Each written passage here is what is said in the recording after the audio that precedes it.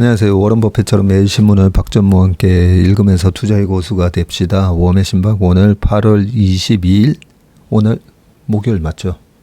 네, 목요일 순서입니다. 아침에 일어날 때는 몸이 좀 피곤해서 그런지 오늘 주말이었으면 하면서 눈을 떴는데 아직까지 목요일이었습니다. 자, 어제 댓글도 많이 남겨주셨고요. 여쭤봐도 될까요? 하면서 메타인지님이 아주 중요한 그런 질문을 올려놓으셨습니다. 보통 질문이 있습니다. 아마 I have a question 이고 아니면 물어봐도 될까요? 여쭤봐도 될까요? May I have a question? 약간 이런 느낌인데 아유. 너무 정중하게 물어봐 주셔서 고맙습니다. 8월 20일 US 영상 달러가 약세일 때 시장 대응 전략은 이 영상을 좀 뒤늦게 보고 궁금한 점을 적어보셨다고 하면서 미국의 고금리로 인해 미국으로 쏠렸던 자금들이 미국 금리나 기조 전환으로 한국 등으로 유입될 때 현재 주도주인 반도체 조선은 모두 원달러 환율 하락으로 이익 감소에 부정적인 영향을 받게 되어 실적 추정치 하향이 될 수 있을 것 같습니다만 보여주신 차트를 보면 그럼에도 주가는 오른다고 보는 것이 맞을까요? 네. 그리고 연말에 달러당 1288원까지 이 작년 연말에 환율이 1288원이었기 때문에 4년 연속 하락은 없을 거다. 네, 그냥 통계적으로 확률 배팅을 한다면 연말에 1288원 깰 수도 있다. 네, 제가 그렇게 말씀드리다 보니까 그러면 고점 대비 100원이나 하락하는 거고 조선주의 경우 신조선가가 22년 이후 최근까지 20%가량 오른 효과를 상당 부분 반납하는 셈이 될 것 같고 이익 성장률의 둔화를 반영하여 주가가 꺾이는 빌미를 제공할 수 있는 건 아닐까 하는 생각이 듭니다만 그럼에도 불구하고 보여주신 차트를 보면 아마 신기한 차트 분석에서 보신 것 같은데요. 그죠? 오른다고 보는 게 맞을까요? 원달러 환율 하락으로 인한 수출 기업의 이익 감소 효과보다 글로벌 유동성이 환차익을 먹으려고 한국 증시로 유입되어 주가가 부양되는 강도가 훨씬 세게 나타나서 그런 걸까요? 라고 질문해 주셨습니다. 네, 이 부분이 우리가 투자를 하면서 수출 기업을 너무 환율이 딱 떨어지는 고점에서 딱 떨어질 때 너무 좀 빨리 파는 경향이 있다고 말씀드렸잖아요. 그래서 삼성전자라든지 하이닉스의 이 고점을 보면 항상 원달러 환율이 한 1,100원 또는 1,100원 1,100원 초반까지 그렇게 굉장히 원화가 강세인 국면에서 고점을 쳤었다. 네, 그런 말씀을 드리면서 원화 강세로 가는 초입에 수출 기업을 너무 빨리 파는 우를 범하시면 안 됩니다. 네, 그런 말씀을 드렸고요. 그런데 질문하신 것처럼 이렇게 원화가 강세로 가면 최근에 일본 엔화가 강세로 간다 싶으니까 도요타부터 시작해가지고 일본 수출 기업 주식들이 막 확 밀렸었잖아요. 그죠? 네, 그런 현상이 앞으로 환율이 떨어지게 되면 이익이 이렇게 감소하는 거 아닌가? 네, 그런 좋은 질문을 해주셨습니다. 그런데 이 글로벌하게 엔캐리 트레이드나 달러 캐리 트레이드를 하는 이 거대한 자금이 한번 생각해 보자고요. 최근에 인도 증시 좋게 우리가 좀 보고 있지 않습니까? 그런데 인도의 지수가 글로벌한 다른 나라보다 계속 좀 오를 것 같다라고 생각을 해서 우리가 인도 증시에 투자하면 한 10%씩 먹을 것 같은데 라고 생각을 하더라도 인도의 루피아가 이거 이머징 마켓이 한 번씩 보면 통화 가치가 급락하던데 이 브라질 국채에서도 많이 겪으셨잖아요. 그죠? 그래서 이 통화 가치가 50% 급락하면 어떡하지? 통화 가치가 50% 급락하면 브라질의 수출 기업들이 마진이 좋아지니까 괜찮을 거야. 그렇게 생각하지는 않잖아요. 그죠? 그래서 이 글로벌하게 이 큰 자금들이 어느 나라를 이제 투자를 할 건가, 채권이든 주식이든 그 나라의 통화 가치의 방향, 이게 appreciation 되는가, 절상이 되는가, 아니면 depreciation 되는가, 절하가 되는가. 네, 그게 일단 제일 중요한 변수라고 보시면 될 것 같습니다. 그래서 통화 가치가 절상, 우리가 중국 한번 생각해 볼까요? 중국 위안화가 지금 달러 대비해서는 7.1이고 원화 대비해서는 뭐 지금 한 190원 하나요? 이런 상황에서 야, 위안화 가치가 절상될 것 같은데 네, 원화 대비해서 이게 250, 한 300 될 것 같은데 라고 하면 일단 그 나라의 일단 1등주 마오타이 만드는 그런 귀주 모태주라든지 오량해라든지 그게 내수주기도 하고 또 수출도 하긴 하죠. 근데 일단 그날의 1등주로 포트폴리오를 이래 쭉 짜는데 위안화가 강세로 되니까 수출이 좀 안 될 것 같아라고 그렇게 하지는 않은데요. 근데 이 달러에 대해서 굉장히 영향을 많이 받는 업종은 있습니다. 그게 자동차인 거죠. 이번에 도요타 주가도 확 급락을 한 것처럼 자동차는 전 세계적으로 뭐 전기차가 낫냐 뭐 이걸 제외하고 자동차 산업은 포화된 이 세츄레이션 되어 있는 마켓이고요. 거기에 플레이어들이 그 상위 한 6개 회사들이 어떻게 보면 약간 우리나라 은행하고 좀 비슷하죠. 예. 과점화는 돼 있고 새로운 자동차 회사가 이래 쑥 들어오기도 힘든 구조였는데 이번에 전기차 패러다임이 생기면서 중국의 수많은 전기차 업체들이 탄생하고 또 테슬라라는 엄청난 매기가 빵 들어오면서 약간 스마트폰에 있어서의 애플과 같은 역할을 테슬라가 해주고 그죠? 자, 그런 모습이 그 핸드폰 시장에 있었던 것처럼 자동차 시장도 좀 비슷한 그런 게 있기는 했었지만 그냥 그런 거를 제외하고 자동차 시장에 내연기관차로만 경쟁을 하던 시절로 보면 현대하고 일본차하고 독일차하고 이 가격 경쟁력과 품질 경쟁력에서 그 품질 경쟁력과 브랜드 파워에서 이미 가격이 어느 정도 결정이 나는데 거기에 결정적인 변수 중에 하나가 환율이었던 거죠. 그래서 우리나라 현대기아차의 주가가 급락을 하는 게 2012년 말에서 13년 넘어갈 때 엔화 가치가 1,500원 완전히 엔고 현상이었다가 1,000원대까지 쫙 빠지니까 현대기아차 주가가 힘을 못 쓰고 쭉 빠집니다. 우리나라 엔터테인먼트 일본 가서 콘서트 많이 하고 콘서트 비중이 뭐 80% 그 중에서도 일본 비중이 높았던 기업들 쫙 빠집니다. SM부터 해가지고 그래서 그 환율 때문에 상대적인 그 가격 경쟁력이 환율에 의해서 크게 좌지우지되는 그런 기업인 경우에는 이 환율의 영향을 많이 받는데 지금 조선하고 반도체는 미국하고 마이크론하고 삼성전자, 하이닉스잖아요. 그러면 환율이 떨어지니까 마이크론 제품을 많이 써야 되겠다. 이런 건 아니잖아요. 그죠?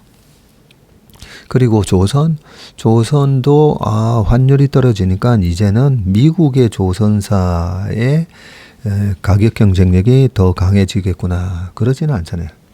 그래서 2004, 5, 6, 7년도 보면 환율이 빠르게 떨어지고 워낙 절상이 되는데 조선이 그때 내수용으로 조선 경기가 좋았던 게 아니잖아요. 글로벌하게 달러로 다 계약을 체결했던 그 조선 호황기에도 보면 원화 가치가 절상을 하고 엔화 대비해서 740원, 원달러 환율은 900원까지 그렇게 원화 가치가 강해졌는데 2006년부터 보면 현대 기아는 못 올라갑니다. 2006년 7년에 보면요. 그 현대 기아가 보면 그 주가가 못 올라가고요. 그리고 삼성전자 하이닉스 같은 경우에도 그때는 반도체가 치킨 게임이 끝나지 않았기 때문에 일본, 독일, 미국 뭐 많았었습니다. 네. 그런 가운데 환율이 원화가 절상이 되니까 그때 당시에 삼성전자 또 주가도 약했고요. 네. 그런 이 산업의 경쟁 구도로 봤을 때는 지금과 같은 상황은 아니거든요. 그리고 조선 같은 경우에는 이 포워드 거래를 많이 한다고 그러잖아요. 일단 지금 가격에 선박에 대한 뭐 한 3년, 2년에서 3년 뒤에 인도하게 되는 그런 선박에 대해서는 달러 매출만 있는 게 아니라 원자재도 달러로 이제 사와야 되는 것도 있잖아요.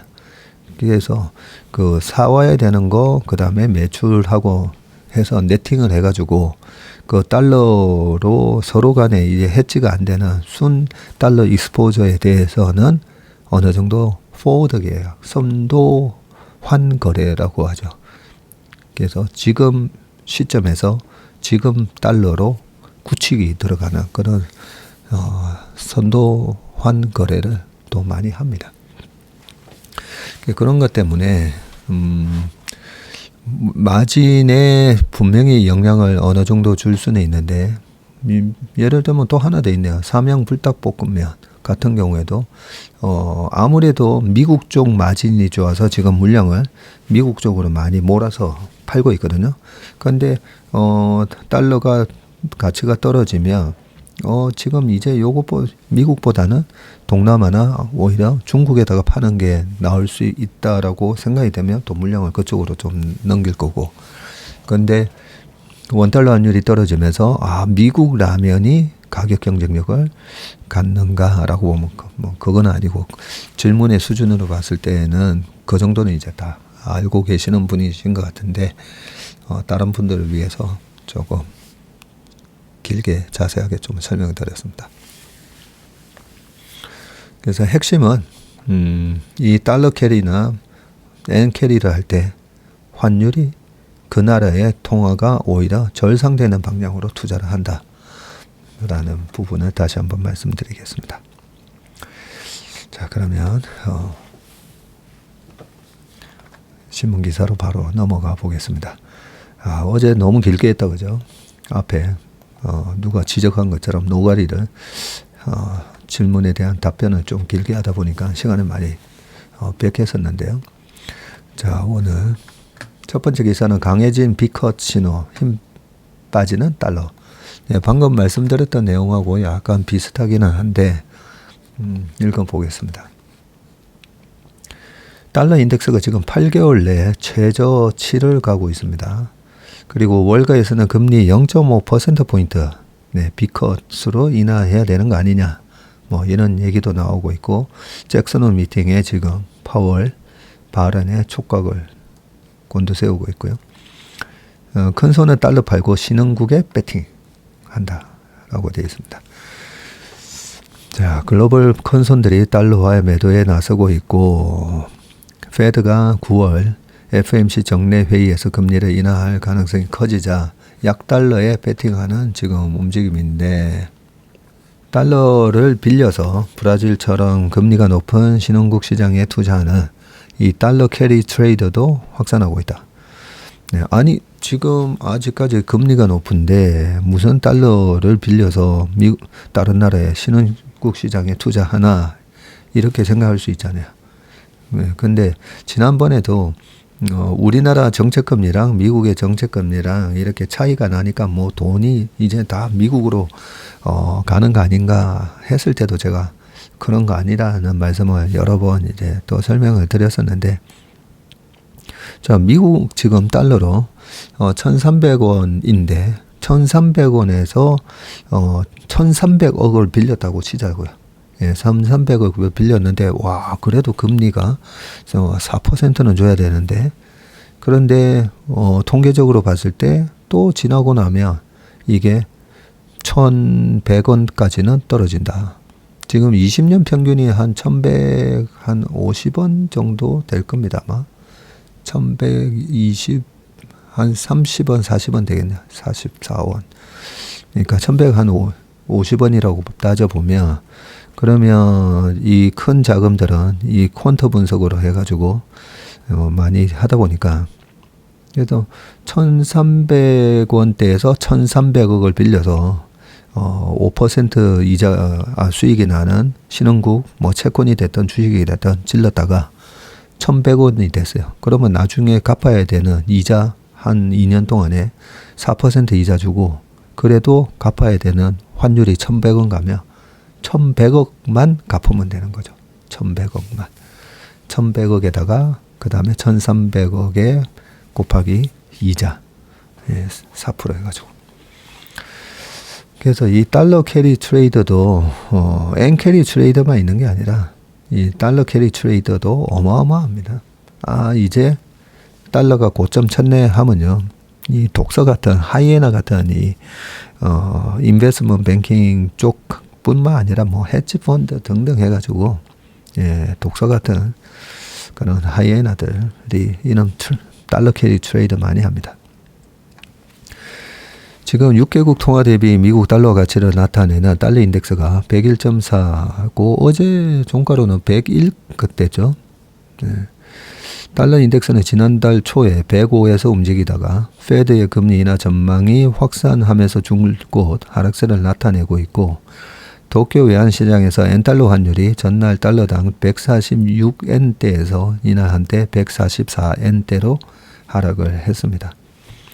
이처럼 달러 가치가 하락하는 것은 캔자스시티 연방은행 주최로 열리는 연례 경제정책 심포지엄 및 잭슨홀 미팅을 앞두고 시장에서 피벗 기대가 커졌기 때문인데, 이게 잭슨홀 미팅이 캔자스시티 연방은행 주최로 열리는 거였군요.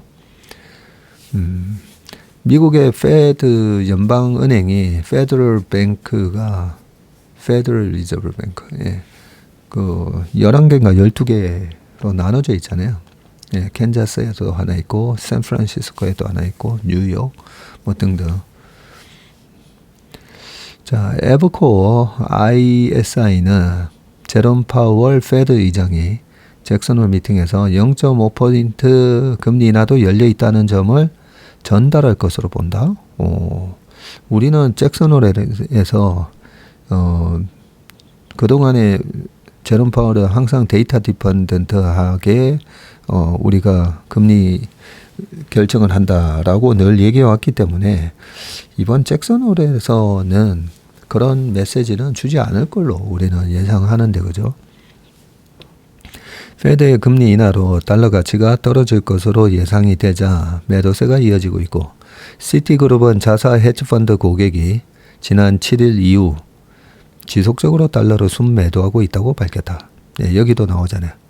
시티그룹의 헤지펀드 고객. 이 헤지펀드 고객이 시티은행이나 이런 데서 돈을 빌리는데 엔으로 빌리느냐 달러로 빌리느냐. 근데 지금은 달러를 순매도하고 있다고 합니다. 일부 자금은 더 높은 이익을 얻을 수 있는 신흥국 시장으로 옮겨갔다 그러고요.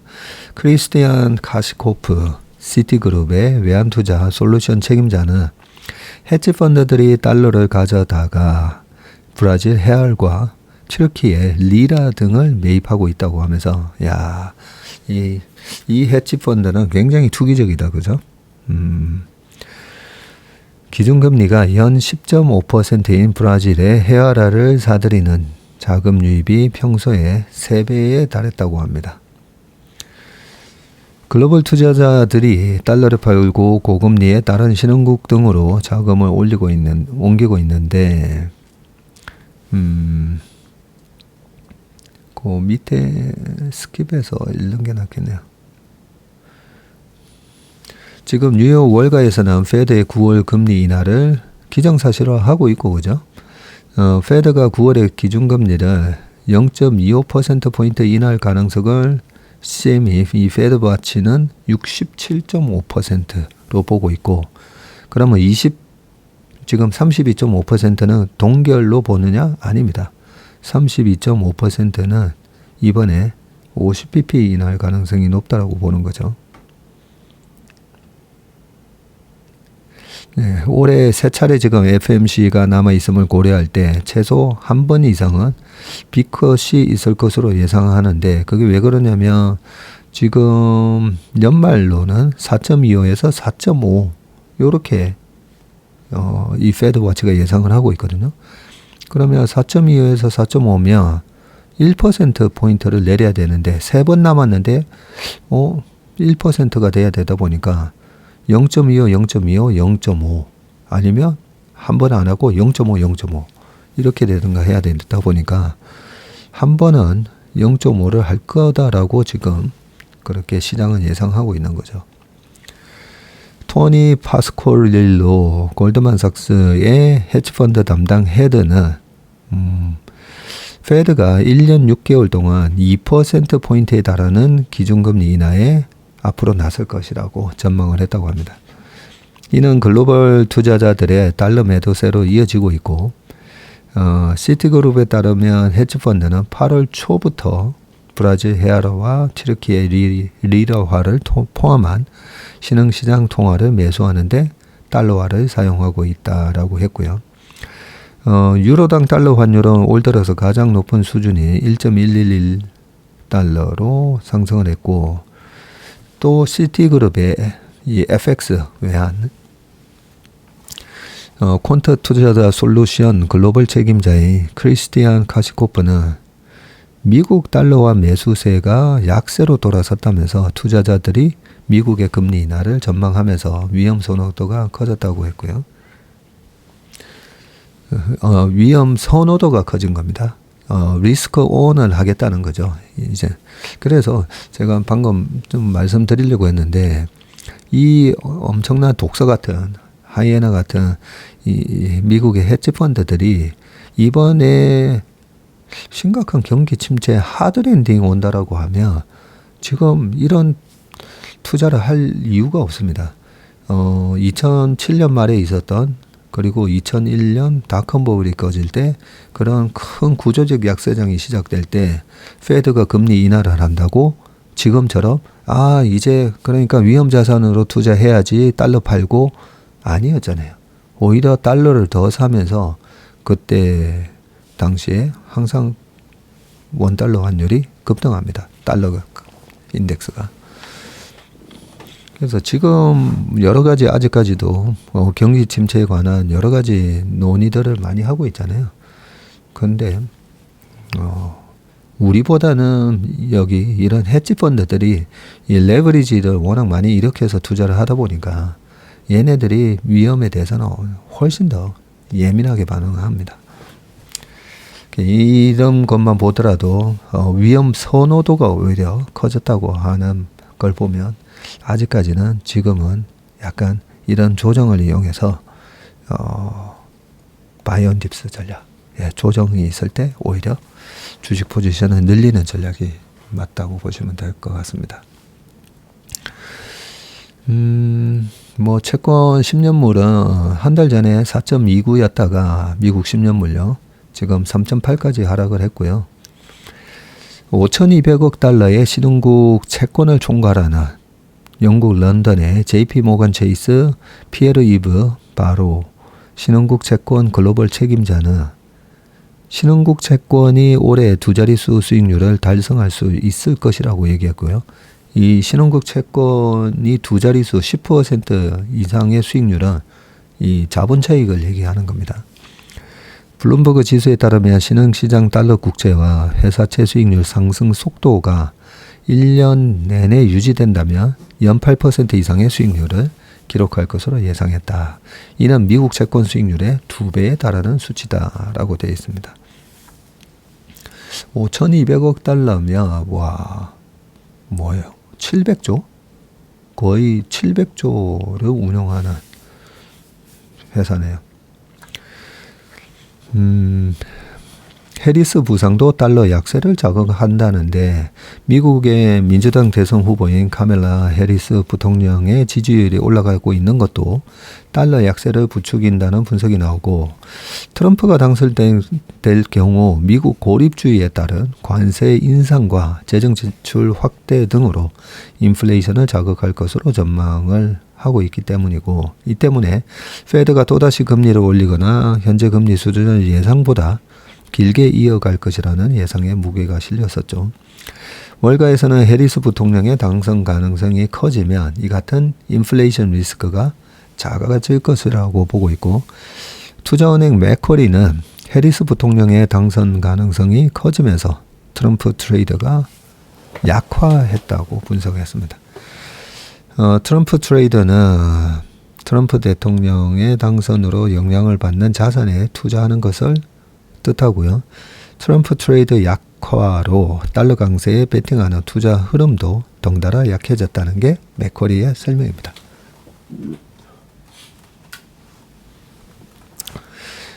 이번에 여러 가지가 복합적으로 작용하면서 시장이 확 빠졌었던 거거든요. 일본의 중앙은행의 금리 인상 전에 이 트럼프의 총격 사건이 있었잖아요. 그러면서 이 트럼프 트레이드, 이제는 그냥 트럼프가 당선되겠구나. 그때 바이든 대통령이 사임 의사를 밝히기 전이었으니까요.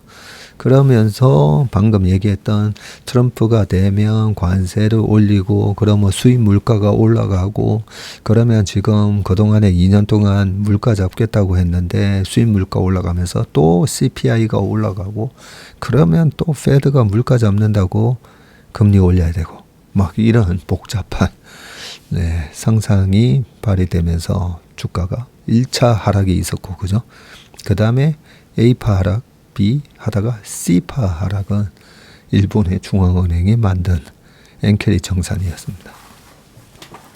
자, 다만 달러 약세가 지속되지 않을 것이라는 관측도 있고 자산운용사 스테이 스트리트의 마이클 맥칼프 글로벌 매크로 전략 책임자는 페드의 통화 완화 속도를 명확히 파악하기 전에는 달러에 대한 투자자 시각이 바뀌기 어려울 것이라고 또 얘기를 했습니다.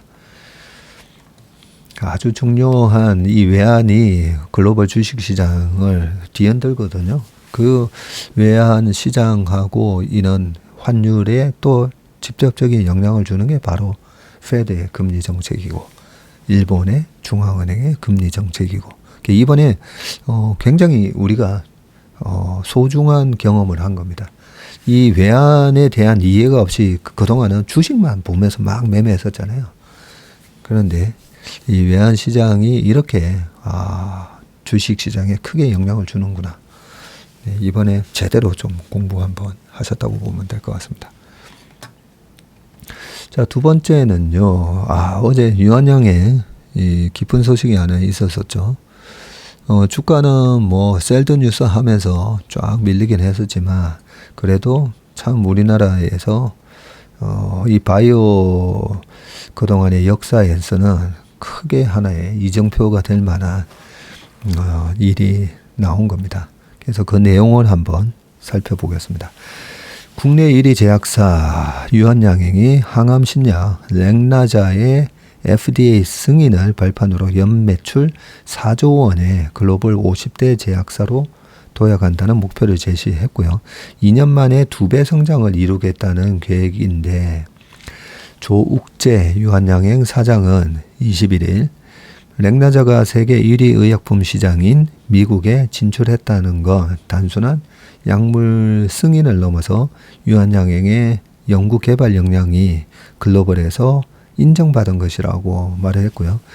2026년 글로벌 52 제약사 목표 달성에 렉나자가 큰 역할을 할 것이라고 하면서 지난해 1조 8,589억 원의 매출을 올린 유한양행은 글로벌 지금 70위권 제약사라고 합니다. 제가 항상 주식시장에서 10배 나는 주식은 우리나라에서는 1등인데 그래도 글로벌하게는 탑티어가 아니라 세컨티어나 서드티어에 있다가 이 탑티어로 올 때는 10배 납니다. 과거 여러 가지 뭐 반도체뿐만 아니라 엔터까지 이래 보시면 JYP 같은 경우에도 뭐 한 700억 가다가 5조까지 갔었죠. 작년에 거의 시총 5조까지 갔다가 5조면 얼마예요? 700억에서 7천억만 가도 10배인데 그죠? 그랬다가 지금은 주가가 반토막이 나 있긴 해도 이렇게 글로벌 탑티어로 올라서면 주가가 많이 가는데 그동안에 우리나라 제약사 제가 뭐 94년부터 입사를 해서 항상 보면 이 바이오 테마가 있긴 했었는데 그전에는 그냥 우리니까 특허 만료된 뭐 그것도 이제 케미칼 베이스의 약을 특허 만료된 거 그 카피해서 만드는 제너릭이었잖아요. 제너릭. 그게 뭐 많습니다. 개보린부터 시작해가지고 여러 가지 그런 제너릭을 갖고 먹고 살았는데 그 이후에 계속 신약 개발한다고 해서 뭐 파이프라인 맨날 보여주고 했는데 그동안에 뭐 제대로 된 게 뭐 한 두세 건 있었죠. 두세 건. 근데 이번에 큰 하나의 호재가 나온 것 같습니다. 자, 지난 20일 미국의 존슨앤존슨의 리브리반트와 병용요법으로 FDA 허가를 받은 렉나자는 비소세포 폐암 치료제입니다. 이 존슨앤존슨 J&J는 리브리반트와 렉나자 병용의 매출을 50억 달러, 한 6조 7천억 이상으로 제시를 했고요. 전문가들은 이 리브리반트와 렉나자가 세계 폐암 치료제 시장에 70%를 차지할 것으로 전망을 하고 있네요. 저는 수많은 이 폐암 치료제 중에 원 오브 댐이라고 생각했는데 이에 따라 유한양행이 이 J&J에서 받을 연간 로열티만 3천억 원을 웃돌 것으로 추산된다. 작년 매출이 1조 8천억인데 로열티만 연간 3천억 받으면 엄청난 거다, 그죠? 유한양행은 렉나자 매출의 10에서 15%를 로열티로 받군요. 와, 매출의 10에서 15%면 꽤 큰 건데, 그죠? 그러면 아까 6조 7천억에 10%만 받아도 6,700억이고, 그죠? 자, 렉나자는 미국 FDA 승인, 렉나자의 미국 FDA 승인은 유한양행이 국내 1등을 넘어서 인류 건강을 위해 글로벌 제약사로 발돋움하는데 이정표 역할을 할 것입니다. 유일한 박사의 창업정신 결실이라고 되어 있습니다.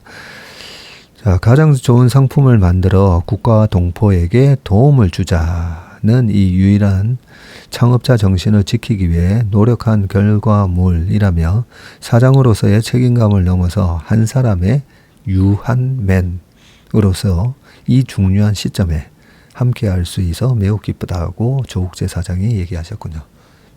이런 어떤 큰 이런 사명감, 그죠? 네, 이런 큰 사명감, 국가 동포에게 도움을 주자. 네. 그러니까 이 가슴 정말 뿌듯합니다. 조 사장은 평사원에서 사장 자리에 오른 인물이시군요. 1987년에 유한양행에 입사하셨네요. 그리고 34년 만인 21년 3월 정기주주총회에서 22대 사장에 선임되셨습니다. 유한양행은 98년 동안 창업자인 고 유일한 박사의 창업 이념을 계승하고 있고 조 사장은 렉나자의 글로벌 진출을 통해 비소세포 폐암으로 고통받는 세계인에게 도움을 줄 수 있게 됐다면서 유한양행은 사기업이지만 공기업처럼 사회 발전에 이바지하기 위해 노력하겠다고 했습니다. 자, 렉나자는 수많은 우여곡절 끝에 세상에 나왔는데요. 2015년 렉나자를 오스코텍 자회사인 제노스코로부터 후보 물질 상태로 도입을 했고요. 도입 과정부터 순탄치는 않았는데 조 사장은 당시에는 유한양행이 신약 개발 R&D에 경쟁력이 있는 제약사는 아니라는 인식이 있어서 렉나자를 반드시 의약품으로 만들어내겠다고 약속하고 나서야 제노스코에서 판권을 가져올 수 있었다고 합니다. 렉나자 개발 프로젝트가 없어질 뻔한 위기도 있었는데요. 연구소장이 바뀌면서 렉나자 개발 과제가 후순위로 밀렸고, 조병철 연세대 의대 교수 등 렉나자의 가능성을 알아본 임상시험 참여 의사들이 렉나자를 살리기 위해서 백방으로 뛰어섰답니다. 유한양행은 연구소장과 임상 책임자를 한꺼번에 교체하는 결단을 내렸고요. 렉나자 R&D를 재개를 했고, 글로벌 임상 3상 중에는 러시아 우크라이나 전쟁이 터져서 또다시 난관에 부딪혔죠. 코로나도 있었고, 그죠? 임상 3상에는 러시아 환자 60명, 우크라이나 환자 29명이 참여하고 있었다고 합니다. 다행히 우크라이나인 한 명을 제외하고는 환자 안전을 확보해서 임상 3상을 마칠 수 있었다고 합니다. 렉나자는 생명력이 정말 강했다. 밤낮 없이 뛰어다닌 유한양행 임직원, 치료제 개발에 힘쓴 전세계 연구자들, 환자와 그 가족의 헌신 덕분에 숱한 어려움을 헤쳐나갈 수 있었다고 하고요.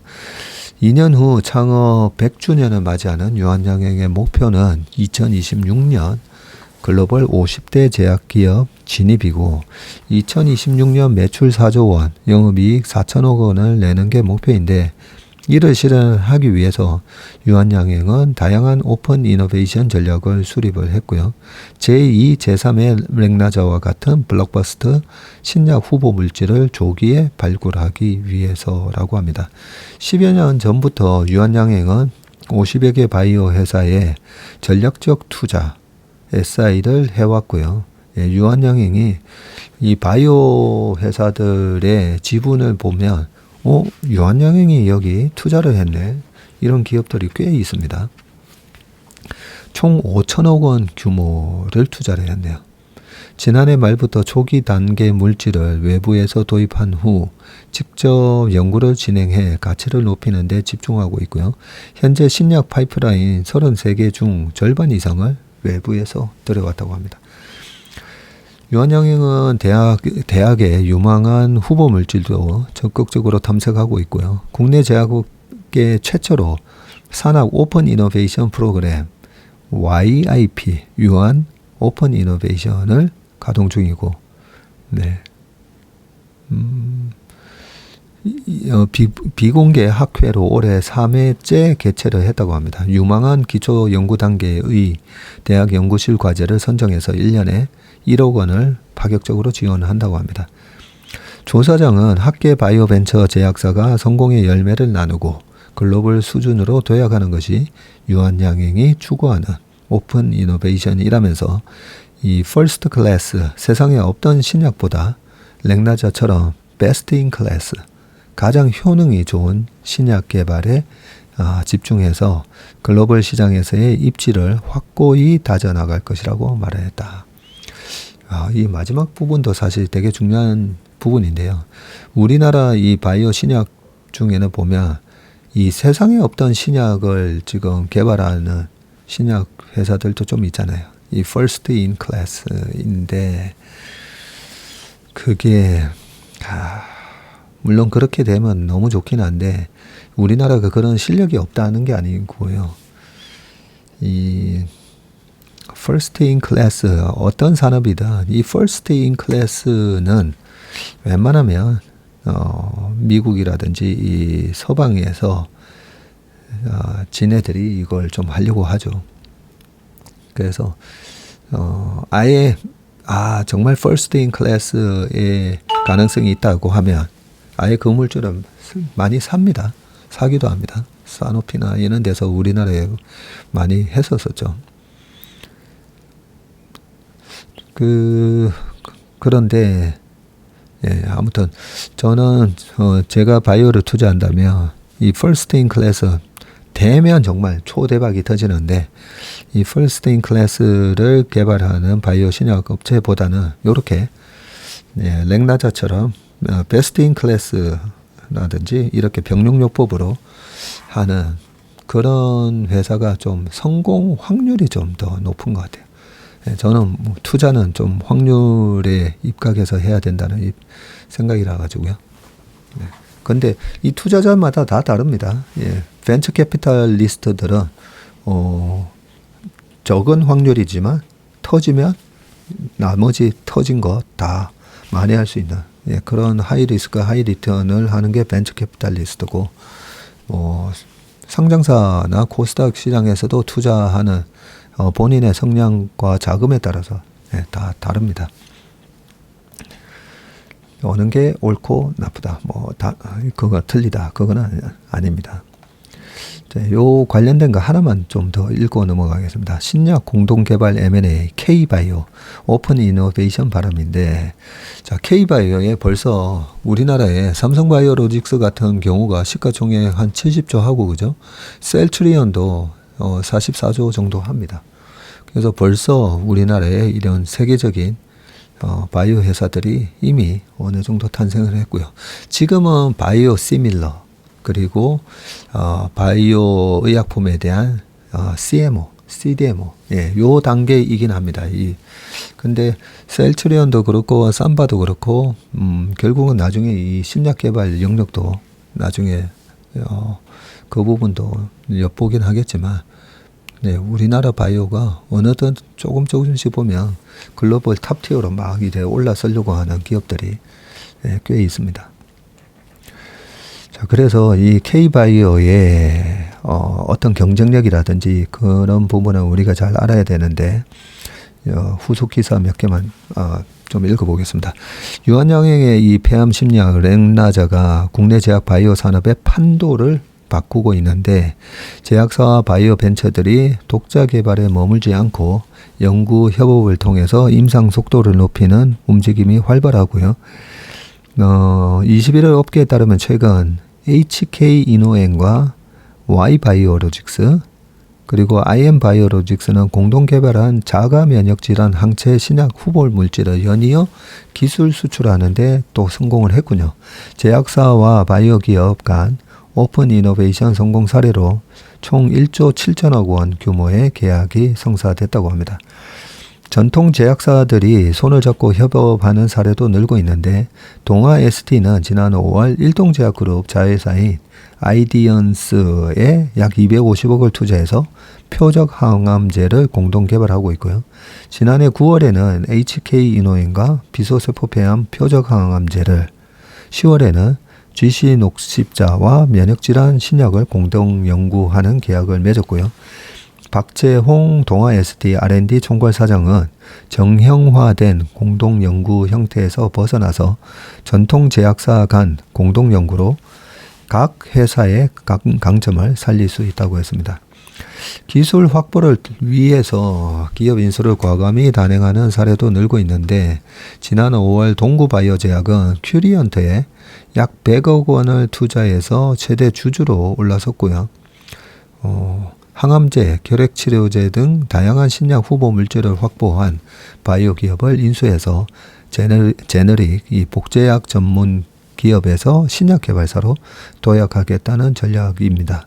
국내 1세대 바이오 벤처인 제넥신도 6월 EPD 바이오 테라퓨틱스를 흡수 합병하며 표적 단백질 분해 치료제 후보 물질을 확보했다라고 하고, 과거 오픈 이노베이션은 제약사가 바이오 기업에 지분 투자를 하는 사례가 대부분이었는데, 최근에는 이 전통 제약사는 신약 후보 물질을 확보하고 바이오 벤처는 수백억 원이 드는 임상 비용을 마련하는 수단으로 통용되면서 협업 방식이 다양해지고 있네요. 업계 관계자는 기술 이전뿐 아니라 기업 인수 등 다양한 형태의 오픈 이노베이션으로 신약 개발 효율을 극대화하는 것이 최근의 추세라고 합니다. 이 바이오 투자가 참 어렵지 않습니까? 그죠? 어려운데 어려울수록 계속 이렇게 신문 기사를 읽으면서 이쪽 분야는 이런 거구나라고 우리가 이쪽 분야에 대해서 약간 familiar 해져야 됩니다. familiar. 영어 수거에 get familiar to 뭐 something 뭐 이런 거 있지 않습니까? 그죠? 네. get familiar 해줘야 됩니다. 자, 그 다음은 워런 버핏의 사진이 나와 있는데 딸깍하면 대박 터졌다. 개미들 돈 쓸어 담는 무서운 비결. 이게 뭔 말이죠? 아니 근데 벌써 시간이 또 45분이 됐네요.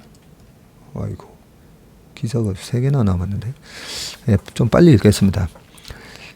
AI가 투자를 바꾼다. 챗GPT발 혁명. 누구나 자동거래 프로그램을 만든다. 버핏 전략 AI로 순식간에 복사가 되고 개미들도 투자의 귀재로 변신. 큰손들만의 전유물이던 AI. 증권사 개방형 API 서비스 활용. 코딩을 몰라도 챗GPT로 코드를 구현할 수가 있고 주당순이익 등 토대로 종목을 추릴 수가 있고 대량 정보 신속 처리 가능하지만 아직 시장의 심리는 알 수가 없어. 마지막에 중요한 결론을 적어 놓긴 했네요. 한 플랫폼 기업 마케팅 부서에서 일하는 40대 개인 투자가 신모 씨는 주식 투자를 할 때 증권사에 HTS나 모바일 앱을 잘 쓰지 않고 대신 직접 만든 웹페이지에서 각종 지표를 확인한 뒤에 자동화 프로그램을 통해 거래하고요. 온갖 시장 데이터 중 자신이 원하는 것만 보기 쉽게 모아놓고 시가총액 거래량, 가격 변동 추이 등 일정 조건만 뽑아내서 조업한 뒤에 이를 충족하는 종목을 빠르게 사고 파는 식인데 컴퓨터 공학 전공자가 아니지만 챗GPT와 개인 투자자 모임 등에서 코딩 팁을 모아 프로그램을 짰다고 하고요.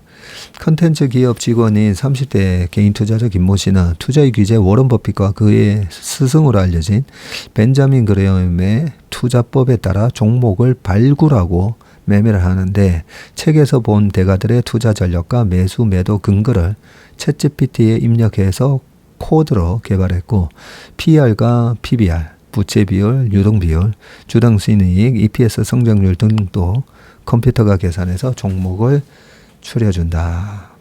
네, 그 밑에 뭐 쭉 이 비슷한 얘기들이 있는데 밑에 보면 AI를 도깨비 방망이로 봐서는 안 된다.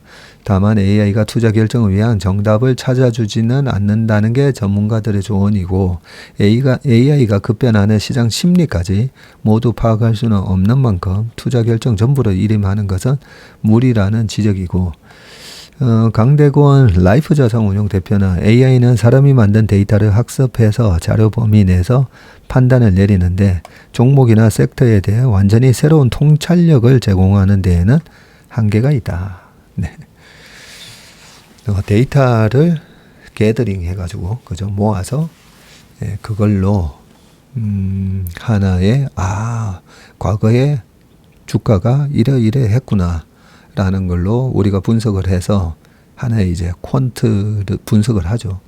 퀀트 분석을 하는데 이렇게 해보면 저렇고 저렇게 해보면 이게 잘 백 테스팅을 해보면 결국은 답이 안 나오는 경우가 많습니다. 그런 부분을 이 다무다란 교수가 쓴 책이 저번에 한번 소개해드렸는데 거기 다무다란 교수가 PER로 아니면 PBR로 아니면 이익이 뭐 어쩌고 저쩌고 뭐 하는데 그런 걸로 해봐도 다 잘 안 되더라 라는 그런 내용을 담은 책이 있고요. 그래서 지금 이런 이 퀀트적인 어프로치를 하는 거는 너무 좋은 현상인데 그 지금 단계는요. 이 축구 붐이 불면서 축구는 이렇게 하는 거구나. 유튜브 영상 보고 이렇게 콘 나놓고 막 이렇게 연습을 해보나. 근데 그렇게 연습을 해가 조기 축구 나가면 아무래도 더 낫죠. 근데 그렇게 해가지고 프로의 레벨이 되기 위해서는 엄청난 퀀트 분석이 필요하고요. 짐 사이먼이 수학 교수 하다가 나와가지고 이 퀀트 베이스에 헤지 펀드를 만들었고 그죠? 수백만 명, 한 수십만 명은 될 겁니다. 수십만 명이 비슷한 그런 거를 르네상스 테크놀로지와 같은 그런 펀드를 만들어 보려고, 메달리온 펀드죠. 만들어 보려고 했는데 그거 만든 회사가 아직은 몇 개 안 보입니다. 나름대로 다른 여러 가지 알고리즘으로 뭐 수익을 내는 헤지 펀드들이 있긴 하지만, 그래서 좋은 현상이긴 한데, 요렇게 해가지고 챗GPT한테 물어봐서 코딩해서 요런 프로그램을 만들었다고 거기가 갑자기 그게 도깨비 방망이가 될 거라고는 기대는 안 하셨으면 좋겠습니다. 근데 계속 파고들면 만들 수도 있습니다. 왜냐면 우리나라에 짐 사이먼과 같은 분을 제가 한 명 알거든요. 방송에 한 번도 나온 적 없고 저랑은 매달 모임을 하는 분입니다. 그분을 제외하고는 시스템 트레이딩으로 성공한 사람은 저는 아직까지 못 봤습니다. 자, 그 다음 기사, 자, 해리스 돌풍에 건설주가 뜨고 식품주가 떨고, 아니, 최근에 우리나라도 어제 건설주들 막 치고 올라가잖아요. 이게 해리스 트레이드인가? 해리스 트레이드 움직임. 대규모 주택 공급 공략에 건설사 톨브라더스 주가 33% 올랐다고 하고요. 식료품 약값 인상 제한 언급을 했기 때문에 식품하고 제약주가 빠졌다고 합니다. 우리나라 최근의 현상하고 똑같아, 그죠? 이 해리스 트레이드인데 지금 다시 들썩이는 건설주 해가지고 S&P 종합 1500 주택 건설 지수라고 있네요. 이런 것도 보여주고, 밑에 건설주가 큰 폭으로 올랐고, 뭐 톨브라더스 주가뿐만 아니라 DR 호튼과 펄티그룹 등도 19%, 22% 막 이렇게 오르면서 S&P 500 상승률을 뛰어넘었네요. 보니까 저 밑에 쭉 해리스 부통령은 16일 경합주 중 하나인 노스캐롤라이나주 롤리에서 주택시장 활성화를 위해 대통령 4년 임기 동안 300만 가구에 달하는 신규 주택을 공급하겠다. 뭐 이런 얘기도 했고, 뭐 밑에 있는데, 근데 제일 중요한 거는 사실 금리입니다. 금리. 모기지 금리가 너무 높으면 시장이 얼어붙죠. 기존 주택을 하나 갖고 있는 분도 새로운 집으로, 더 큰 집으로 옮겨 타려고 하면 새로운 높은 금리로 모기지를 계약을 해야 되다 보니까 금리가 제일 중요하고요. 오늘 아침 모닝 브리프 딱 끝나고 나서 제가 2000년, 2001년, 2002년, 2001년도에 페드가 1월 3일부터 전격적으로 50bp씩 금리는 빵빵빵 하거든요. 그런데 하드랜딩이 왔었죠. 닷컴 기업들이 우르르 무너졌으니까. 근데 그때부터 우리나라 부동산 가격이 급등하기 시작하고 딱 2년 만에 페드의 금리가 6.5에서 2003년 1% 딱 가니까요. 우리나라 부동산 가격이 딱 집값이 2배가 됐어요. 닷컴 버블이 깨진다, 뭐 난리통에 집값이 딱 2배가 돼. 그래서 금리가 그 정도로 중요하다는 얘기를 아침에 했었는데, 아무래도 금리 탓이라고 좀 보는 게 맞는 것 같습니다. 자, 마지막 기사 회생한 월가의 전설, 수수료 낮은 ETF에 집중할 때라고 되어 있고요. 어디에 투자할지보다 얼마나 투자할지에 관심을 둬야 한다. 빅터 하가니의 투자 조언인데, 변동성 감안해서 투자 규모를 정해야 하고, 수익률 따라 잦은 포트폴리오 변동은 안 되고, 레버리지 ETF 조심해요. 네. 정말 좋은 말씀이네요. 근데 이분이 누구시죠? 월가의 전설적 헤지펀드 롱텀 캐피털 매니지먼트의 창립과 몰락을 경험한 빅터 하가니 앨럼 웰스 창업자 겸 CIO는 한국경제신문과의 화상 인터뷰에서 이렇게 말했는데, LTCM은 너무나 잘 아시다시피 노벨 경제학상 수상자의 로버트 머튼 하버드대 교수와 마이런 숄츠 시카고대 교수 등 6명의 천재 수학자가 모인 투자계의 어벤져스였었죠. 이들은 첨단 금융공학을 총동원해서 돈 버는 기계를, 이때도 돈 버는 기계, 만들었고요. 알고리즘 트레이딩을 통해 만기가 다른 채권의 차익으로 수익을 내는 방식이었는데 실패 확률이 0%에 가까웠고 확실한 수익을 내면서 첫 3년 수익률이 연평균 35%나 됐다고 합니다. 12억 5천만 달러로 시작한 LTCM의 규모는 3년 만에 1,400억 달러로 불어났고요. 와, 저기가 저렇게 역시 노벨 경제학상을 받은 천재들이 만든 헤지펀드라서 와, 수익을 35%나 낸대 하면서 돈이 저쪽으로 몰렸던 거죠.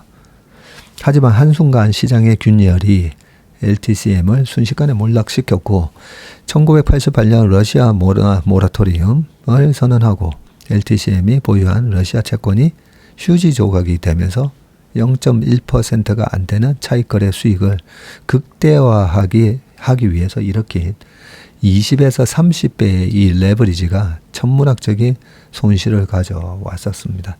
하가니 CIO는 아무리 좋은 투자라도 이 변동성이 있다면 너무 큰 투자 비중은 문제가 될 수 있다고 했고요. 하가니 CIO는 이런 경험을 기반 삼아서 2011년에 개인 자산 관리 업체 앨럼 웰스를 차렸다고 합니다. 하가니 CIO는 한국 개인 투자자들 사이에서 인기를 끌고 있는 이 레버리지 ETF에 대해서 변동성 끌림 현상으로 투자금 전부를 잃을 확률이 있다고 지적했고요. 변동성 끌림은 변동성이 커지며 장기적으로 가격 가치가 하락하는 현상을 말하는데 100달러로 시작한 종목이 1년 동안 50% 상승을 하고 100이 150이 때 50% 상승하면 200이 되겠죠. 다음 해에 근데 50% 하락을 하며 200에서 50인데 레버리지니까 2배로 떨어져야 되잖아요. 그러면 75달러만 남게 돼서 25달러 손실을 보게 된다고 설명했습니다. 방금과 같은 논리로 한번 생각해 보면요. 레버리지는 일직선으로 올라가는 단기 강세 국면에서 단기에 딱 들어가서 먹고 나오는 거지. 레버리지를 제가 지금 레버리지를 3개월, 6개월 계속 물려서 계속 들고 가고 있어요. 이런 분들은 레버리지 이 상품에 대한 기본적인 이해가 없이 들어가셨던 겁니다. 레버리지는요, 2배짜리, 특히나 3배짜리, 3배짜리는요, 장기적으로 보면 이런 거는 상품을 만들면 안 돼요. 우리나라 투자자분들도 저는 미국이나 이런 데서 3배짜리 많잖아요. 그 투자 금지시켜야 된다고 봅니다. 얼마 전에 작년 초에 금리에 관해서 이 배팅을 하는데 하도 질문이 많이 올라와서 봤더니 그게 금리 레버리지 그죠? 2배짜리, 3배짜리. 그게 뭐였죠? TMF였나? 그런 거를 권하는 사람도 사실 자질이 문제가 있고요. 아무튼 2배짜리, 3배짜리는 초보자들이 그냥 돈을 잃게 되는 상품이라고 보면 됩니다. 그래서 우리나라에서는 절대 이 2배짜리까지는 우리나라 성향에 2배짜리까지는 허용하더라도 절대 3배짜리 이런 거 상품 허가해주면 안 됩니다. 네, 거의 다 읽었네요. 네. ETF 매매할 때, 레버리지 조심하시고, 좋은 투자 습관을 가지는 게 중요합니다. 네. 오늘의 웜의 신박은 여기까지 하겠습니다. 오늘 하루도 행복하고 건강한 하루 되시길 바라겠습니다. 고맙습니다.